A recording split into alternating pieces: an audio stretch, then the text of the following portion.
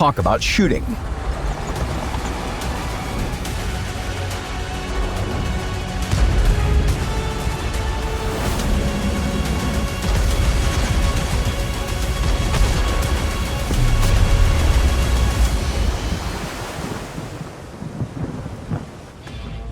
Here they are, these beauties. The cannons, a tank's main feature, without which it'd only be an armored car at best.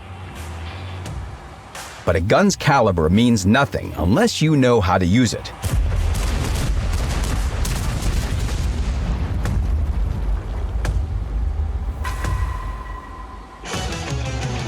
Let's cover the most important terms and mechanics first. Accuracy. To improve your chances of hitting your target, stop and wait until the dispersion circle is as small as possible. Remember that a shell can go anywhere in the circle.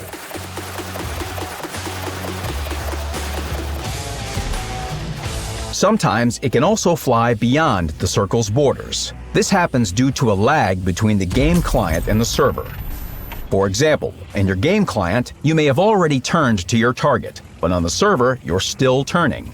To minimize this delay, you can enable server reticle in the settings. It's not as smooth, but it shows the actual situation on the server. The aiming circle grows upon firing, on the move, and during hull and turret traverse. How big the aiming circle is when you're not fully aimed is called stabilization. To lock onto targets while you're on the move, use auto-aim.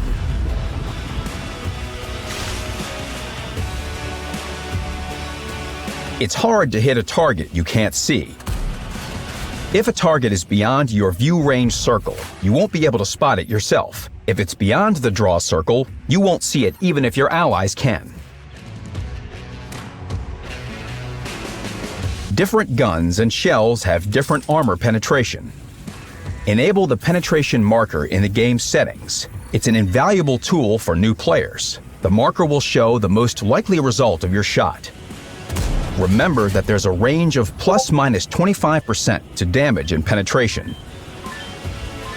Two identical shots can give different results.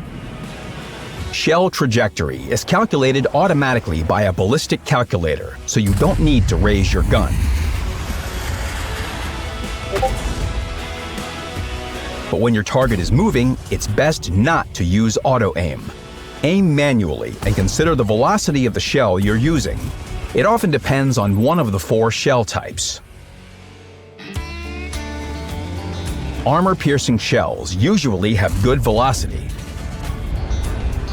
They penetrate obstacles and screens well. However, they lose penetration value over distance and can bounce off armor when hitting it at acute angles. But they have the best normalization of all shell types. Normalization is the shell's ability to turn a few degrees toward a vehicle's armor when hitting it. This way, the impact angle becomes better and effective armor is reduced. APCR shells usually have the best velocity. They also penetrate obstacles and screens. Upon contact with armor, they also normalize, but to a smaller degree than AP shells. Their main disadvantages are that they lose a lot of penetration power over distance and ricochet at more acute angles. This means they're not the best choice for firing at well-sloped armor. This is where heat shells come in handy. They almost never ricochet and usually have good penetration. They don't lose penetration power at a distance, but they usually have worse velocity than APCR and AP shells. The drawbacks of heat shells are that they don't normalize and are worse at dealing with screens or obstacles. This is due to their explosive effect.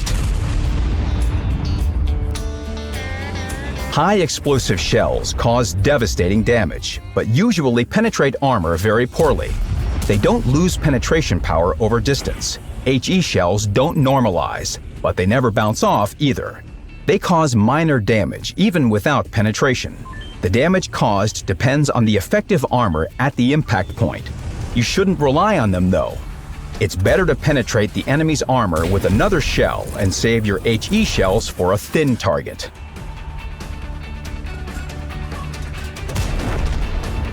Overall, AP shells are effective and versatile. APCR shells travel fast but often ricochet. Heat shells almost never ricochet but are ineffective against obstacles and screens. HE shells are the most niche use case and usually for targets with very thin armor. Different tanks can have completely different shell loadouts, but for all vehicles, the first shell is an affordable standard one. The second is a more expensive special round with improved characteristics. And the third is a high explosive shell. You can change their order for a particular vehicle in your garage. It's important to know the 3 caliber rule.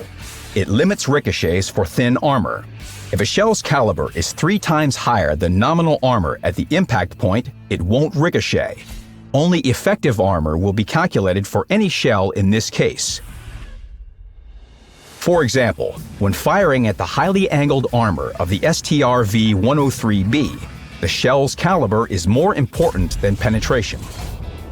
Now let's talk about how different guns are loaded. Cyclic guns are a simple and reliable option when shells are loaded one by one.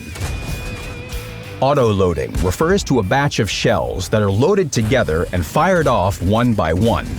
Vehicles with autoloaders are deadly with a full magazine, but vulnerable during reload.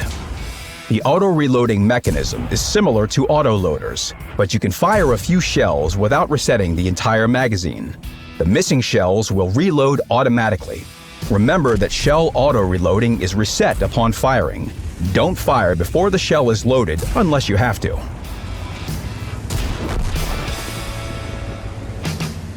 Improved auto-reloading partially solves this problem by accelerating preparation of the next shell if the loading process was reset by firing.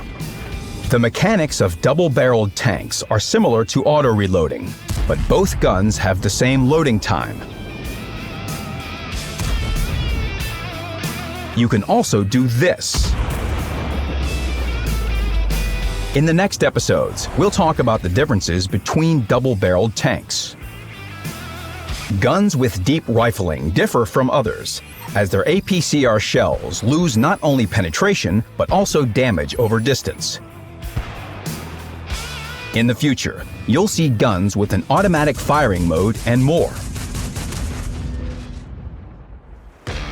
So, we've learned the basic mechanics. Now let's try some trap shooting. If the target is stationary, wait for full aiming. If it's moving, you'll need to lead your shot. If it's armored, pick a weak spot. At the front, that's usually the lower glacis plate, driver's hatch, commander's cupola, and so on. Sometimes it can even be the gun mantlet. When you're starting out, use the penetration indicator, but also try to learn and memorize the armor layout of various vehicles. In addition to aiming at weak spots, you can change your direction of attack. Even tough nuts are much easier to crack from the side or rear. And if you're much higher than your opponent, try to penetrate their roof. Remember that some vehicles don't have any serious armor. For example, light tanks are harder to land a hit on than to penetrate. It's useful to remember the layout of internal modules in enemy vehicles. Aiming at their fuel tanks, engine, and ammo rack will give you an advantage. Your chance of taking out an internal module depends on how much damage you cause it. You can find more information about module layout with the help of the World of Tanks community. External modules can also be disabled. Experienced tankers often immobilize enemy vehicles by shooting at their front or rear drive wheel or idler. Keep in mind that, after hitting an external module, shells keep on traveling and can penetrate the vehicle's main armor if they overlap. That's why shooting at a drive wheel doesn't do any damage from head-on, but can from the side. If the cost of the shot is high, it's better to knock off tracks with damage. In all other cases, destroy tracks even without causing damage. Immobilizing the enemy is very useful. Remember that tracks work as screens, also known as spaced armor. Some tanks are hard to stop due to their reserve track or wheels.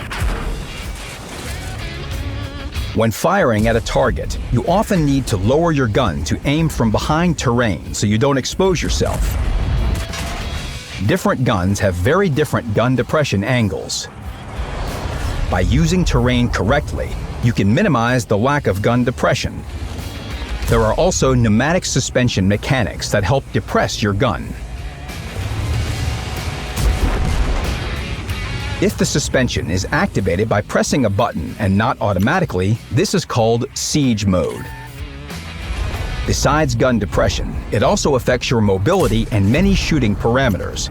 In other words, a vehicle with siege mode can either roll fast or fire well. It looks like we're ready for battle. Or are we?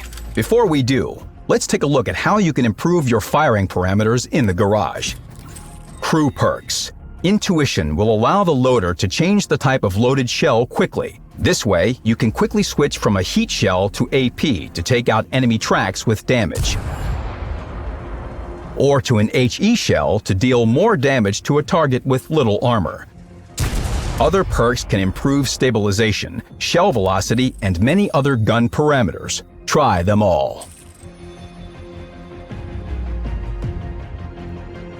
Consumables. Food consumables will boost all characteristics that your crew affects. A little better loading speed, stabilization, aiming time, and so on. Equipment. Gun rammer improves gun loading speed. Experienced tankers value it highly, but it can't